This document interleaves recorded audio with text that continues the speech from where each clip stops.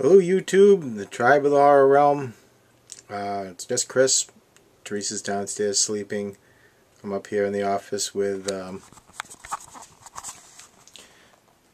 Lugosi. And unfortunately Lugosi is still being treated for, what do we got? Should we call you ringer? Because you might have some ringworm. Yeah, not a good scene, is it? Yeah, so the poor guy is going to get stuck up here for about a month. 3 weeks maybe. Got to keep him away from smudge because we don't need an outbreak of ringworm. It's bad enough for the allergies. And anyhow, this is actually a review video just because I never really done one. You know, we've done 30 Days of Horror where we just talked about it, but never really anything that kind of broadly takes a look at a film. So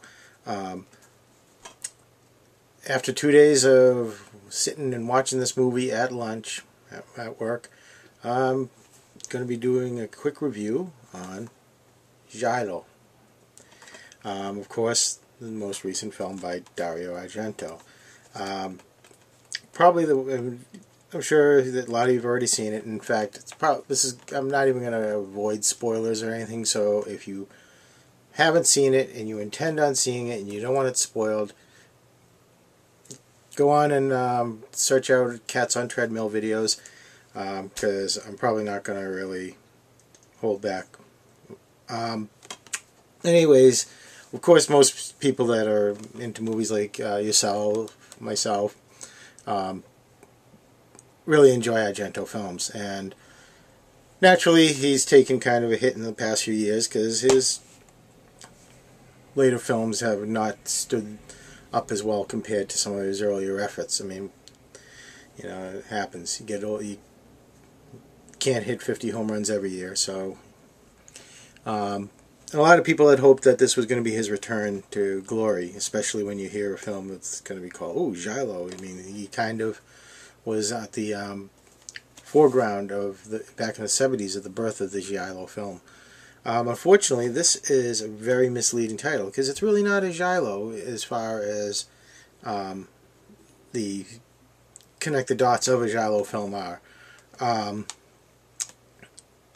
Not to say that, you know, that every Giallo should have a black-gloved killer. You could have a killer wearing, you know, Michael Jackson sequin gloves. It doesn't matter. But the whole idea was that there is something that connects who the quirky and who the killer is. You never really see who it is. It's a lot of point of view stuff, and he doesn't do that in this film. This is more probably akin to something like Hostel or something to that effect. I mean, maybe it's Argento's answer to torture porn or something, but it is certainly a lot more graphic than a lot of his films. Now, the title Giallo is actually based on the killer who has yellow skin. He suffers from jaundice, so the killer is known as Yellow. So they suck you in that way. Also, they use an Adrian Brody, a much more big name actor, and I mean they've had a few with Argento, but Brody's character, a Italian descent cop from the United States, went back to Italy. He's he seems to play a very brooding style. It comes across very similar to like something if you were watching like an old 30s type of detective film noir piece. Brody was also an executive producer, and he had a lot of influence on the film itself, aka meddling.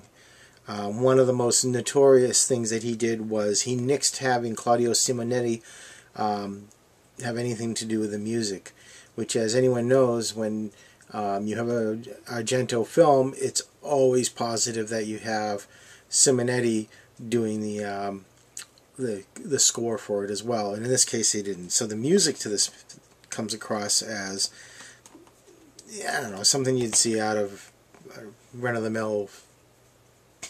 Well, it's not up to par to what you would expect out of an Argento film. Granted, though, the camera work is there.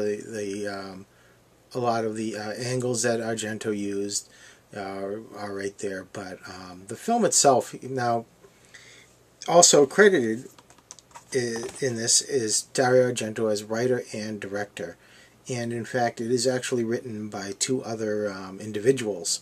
And he was pretty much a director for hire in this case. And I think it really shows through that he doesn't have a lot of the passion for it. I mean, you know, he may have started the idea thinking it would be great, but as things started going along, you know, they don't let him have Simonetti, this or that. It kind of loses his interest in the film, and it becomes kind of just a paycheck.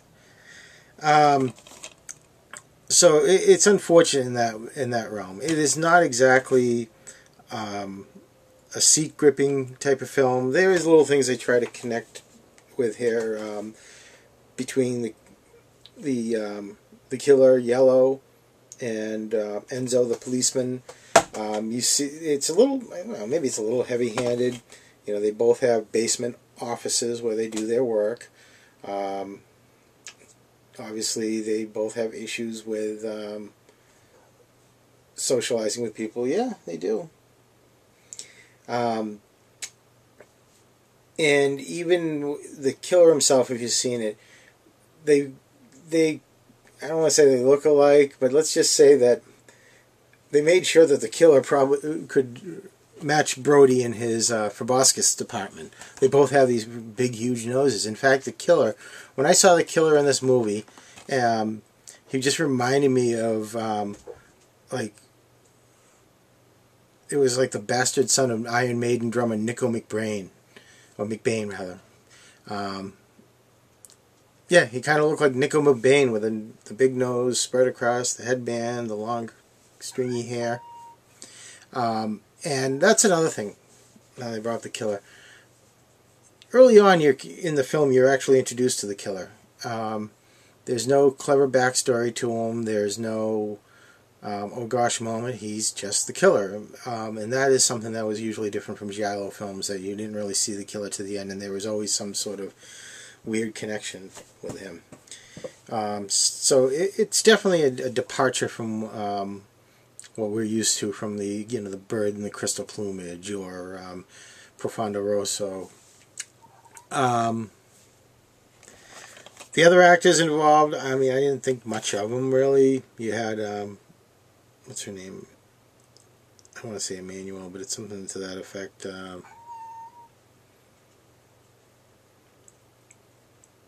See, I don't even remember the girl's name.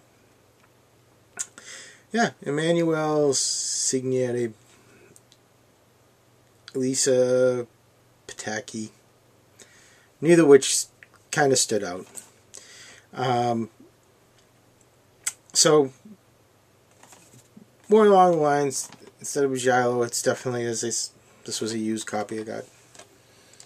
Suspense, certainly. Gory, has its moments.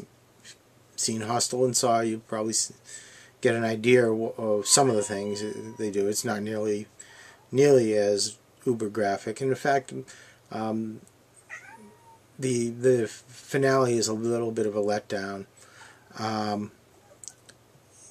When you think they're going somewhere with it, they kind of throw something at you that just seems a little off. You get a flashback to give you the backstory of the killer being taunted as a child in, I guess, an orphanage. They're calling him Yellow because he had jaundice, and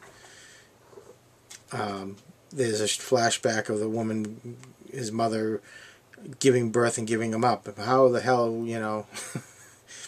this guy's gonna have a flashback of his pregnant mother giving birth and then giving him up? I don't know, but needless to say. And then they give a strange story to Brody's character actually committing a murder as a child as well. So it's like, oh great, so they're pretty much a lot of connection there. They're very messed up individuals, except one managed to get a job as a cop, and as you see these little things being connected, you kind of get an idea where they're going to go with this in the end.